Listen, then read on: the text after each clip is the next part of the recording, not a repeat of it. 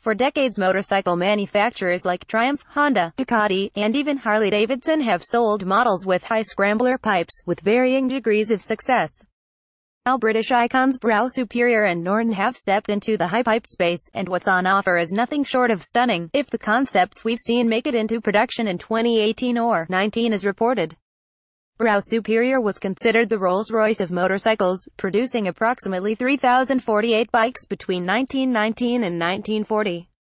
The brand was rejuvenated recently, with a modern SS100 going into production in 2016. Now the wraps have come off the pending Sand Racer, which could be yours for roughly $77,000, similarly priced as the Arch Moto KR GT1. Production is slated to begin in late 2018.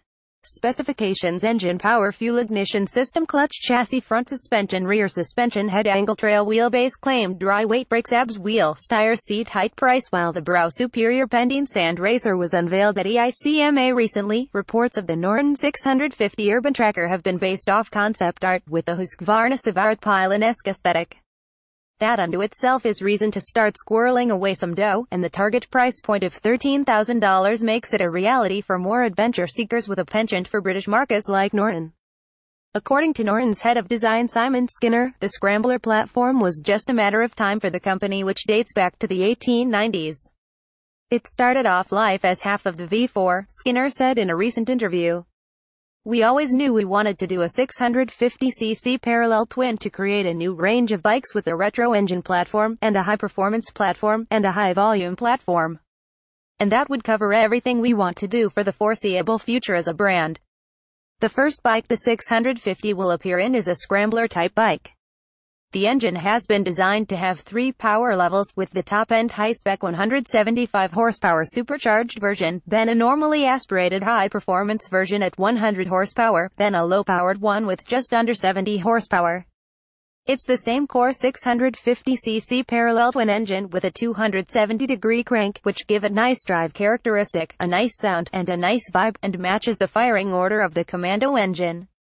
It will use a steel trellis frame with some aluminum bolts and sections to give it more rigidity and stiffness, Skinner explained. It still needs to be a lightweight bike, and a Norton, but I looked back at what Norton used to do with P11s and other models back in the day, and the performance was always a step up from the competition, and that's our goal. It needs to be a proper scrambler, not something that just looks the part. It needs to be capable, and it should be a proper giggle. This is about rideability, not trying to make an adventure tour. It's not going to be a cheap bike, but you've got to be able to ride it through mud, bash it about, drop it, and pick it up and carry on. It's got to be a pure and honest bike that can do what it looks like it's capable of doing. The chassis and geometry is all our own. The more off-road focused version will get a longer swing arm for more capability off-road. We're certainly intended to offer both versions from birth, a street scrambler version, then a more off-road capable desert racer. The rears will be 17 inches on both models, and the more road-biased bike will get an 18-inch front, while the more off-road biased one will get a 19-inch. It needs to be a proper scrambler, not something that just looks the part. It needs to be capable, and it should be a proper giggle.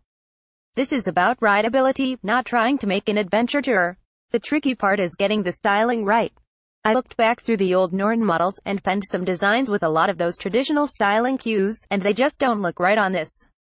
The hard part is paying homage to the heritage without being old-fashioned or retro. It's got to be an authentic Norton, but it's got to be modern. According to Norton CEO Stuart Garner, the company is targeting a $13,000 price tag for its base model and a few grand more for the higher spec version. Power is expected to be in the 100 horsepower neighborhood. This is an everyday Norton, Garner said. It's honest and faithful, and the sort of bike I'd use as an all-year-round ride. You can imagine someone buying the Norton V4, then having this as their everyday bike, with switchable ABS and traction control, and that's what it's for.